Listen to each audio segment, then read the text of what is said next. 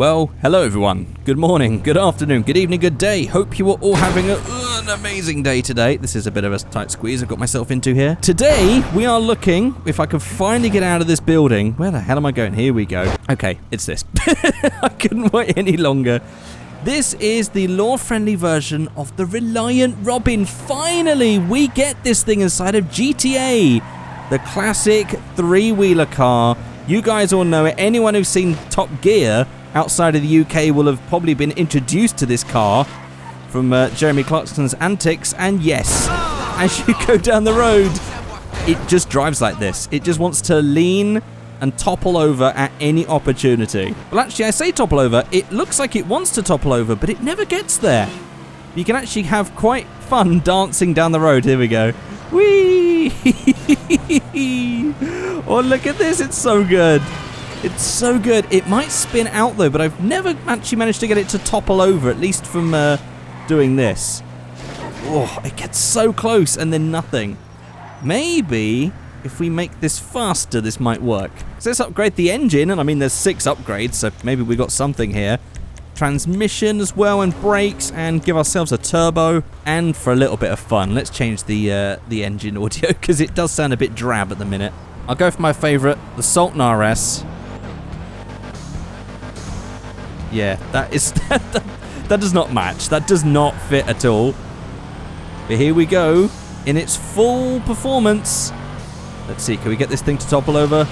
Ooh. It might want to spin out, but it doesn't want to topple over, surprisingly. So anyway, this is the Weenie Tamworth. That's the... I thought we was going to get it to topple over then. That is the law-friendly version, the Weenie Tamworth. This is something that Rockstar should have put in online. I know I say this often, but come on, this is a no-brainer. Look how fun this thing is. Why would you not want this in your game? Okay, I should probably repair this right now. So let's take a closer look at this thing. Here is the front right here with our Weenie badge on our grille. We have our single wheel up front, as you can see here. And then on the back, we have our double wheels at the back, thankfully. Just about. Look how thin these tyres are. They are so thin. And then we have our Weenie Tamworth badges on the back. And as you can see, it does have an English-style plate recess, but American-style plate just sort of squeezed into there. Now, I'm actually kind of curious, how does the rear open on this? Because I don't see a line, but I see a hinge on the window. So just the window should open up, right? There's our door, front, left, our hood at the front. Oh, that opens up. Oh, it's so small. I forgot how small it was. It's just a series of tubes in there. And then, oh, look at that. It's just a little window hatch. How fun is that? That is so fun. So on the interior, it is as basic and as terrible as the real thing. And I'm pretty sure this is actually modeled based on the real thing, because this does look familiar. This looks like pretty much what I remember a Reliant Robin interior looking like. Not that I've seen one in quite a long time. I used to see them quite a lot when I was a kid, but not anymore. So let's see what tuning parts we have for this thing. So we have front bumper options. We have a paintable front bumper. That's pretty cool. So yeah, let's do that. Let's go for the full painted look. Let's try and make this look premium. And then we also have painted on the back as well. We have a hood vent on the front. Lovely little plastic hood vent. Annoyingly, why can't we have that colorable? Oh, that's such a shame. That's such a shame. We could have had that all matching, but no, so I won't pick that one. And then we also have a ducktail spoiler up there on the roof. Again, this is going to be plasticky. We have a luggage rack, and we have a megaphone. Okay, what's that, for like a little police car or something? I quite like this luggage rack look, so I'm going to go for that. Then we also have some livery options, quite a lot of livery options actually. We have this low fade down the bottom. Oh, I see. Okay, instantly makes it look like some sort of plastic trim down the bottom there. We also have the black pinstripe. These are basically just accentuating the swatch lines already on the car, which is pretty cool actually. I don't know why they don't do that more often. We have that in white. We have a special pinstripes version. We then have the brown GLE, so we've got all the different model ones here as well. This is very cool. We have this in golden, we have black and red, we have white and black, we have black, we have a different one. Oh, this is the GT stripe for the GT model. Very fancy. Imagine having a GT model of this. We also have that in white, We have the full Union Jack. God, this looks so terrible. Now, this is going to be annoying. I've forgotten why this livery is famous. It's from a film. What I want to say is it's Spice World, but I think I'm wrong with that. I'm sure you guys will let me know in the comment section below. What film are Reliant Robins from that has the Union Jack? Or is it a TV show? I've definitely seen this before. Then we also have For Gangs Only. Then we have the Base Trap, which is a full sporting model. Oh, that is cool. I might have to go for the sporting one, actually. We have Bombs Away. We have Schlotsky and Crutch, which is like a Starsky and Hutch style one. We have Captain Car Bomb.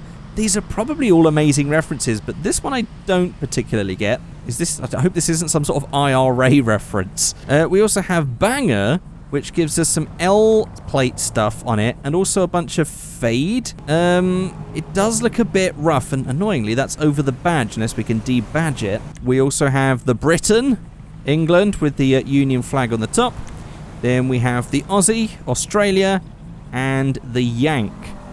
So actually, this could be quite fun if you had these on like 5M for like a countrywide like game of football or something. So this one would be interesting, but I mean, you would get faded, but this whole thing was made out of fiberglass, so I don't know. I don't know if that's supposed to be rust or something, but I do like the idea that we have some L stickers on there. That's quite fun. I think I'm going to go for the sporting one. It's such a cool color combination. I'm going to go for bright yellow, and I'm going to go for some little mini light wheels, because this actually looks like a genuine thing that someone would have made. Mini light wheels were easily obtainable back then. The sporting stickers on it in a yellow. This seems completely believable as a car. In terms of V-Stancer, I mean, I don't really need to play around with it, but actually I'm kind of curious if I was to adjust the rear height, knowing that that affects performance. So I'm going to make this really high like this. Hopefully that I'll make it top heavy, and then I'm going to use visual lowering to bring it all back down again. And I just want to see how this handles. I just want to get this to flip over, basically. If it's even... Oh, I mean, you can see how much I have increased the height. Oh, maybe it's just the shape of the car means it's never going to topple over. It's just going to hit its side. But if you wanted to get a car to be very top heavy, that is a very good way to do it. You basically just increase the height of the suspension, because that does actually physically change the car and its handling and its weight distribution. And then you just put the visual lowering back down so it looks somewhat realistic. And then you can really have a fun time with this. But to be fair, it was almost like that in standard form anyway. What a fun car this is. This is so much fun. Whee! Can I do like I want to handbrake turn it when I get onto a really good lean. Oh, it doesn't want to go. Almost. It almost does it, and then it just doesn't want to go any further. Okay, I'm going to do one more build of this, because I wanted to do like a stanced version, just because I'm kind of curious to what this looks like if it's stanced. I don't think I've ever seen one that's stanced before, and so, well, it's got to be done. And here we are. What a fun car this is. I've done this in like a matte red oxide paint, but I have decided to put the brown GLE stickers all back, so it could even just look like it was red paint that's just faded over time. And then I've gone for these wheels in deep dish with gold in the middle, and I've cambered them, and it looks really weird. And I've tried to lower it down as much as possible, but this number plate was in the way, so that is pretty much scraping at the bottom. And look, the wheel on the inside is actually there. If we can, there you go. Doesn't really doesn't physically work, but we'll ignore that. And here is our stanced version, which I think might have a few little glitches on the suspension just because of the way I've made it low. But there we go, and it's just as leany as it was before. Hasn't made any difference to its drivability. What an amazing car. This is just another one that I think should be a no-brainer. Rockstar should just bring this into the game. Let everyone enjoy it. Have some sort of promotional thing where you just do races in three-wheelers on a bunch of different tracks. It just sounds like amazing fun to me. Well, there we go, guys. That is it. Thank you so much for watching. They need to be and I'm so sorry. I'm so sorry. I tried to avoid that as best as possible. Well, if you can forgive me, I'll see you in the next one. And if you haven't subscribed yet, please do. That's it. I'll see you next time. Goodbye.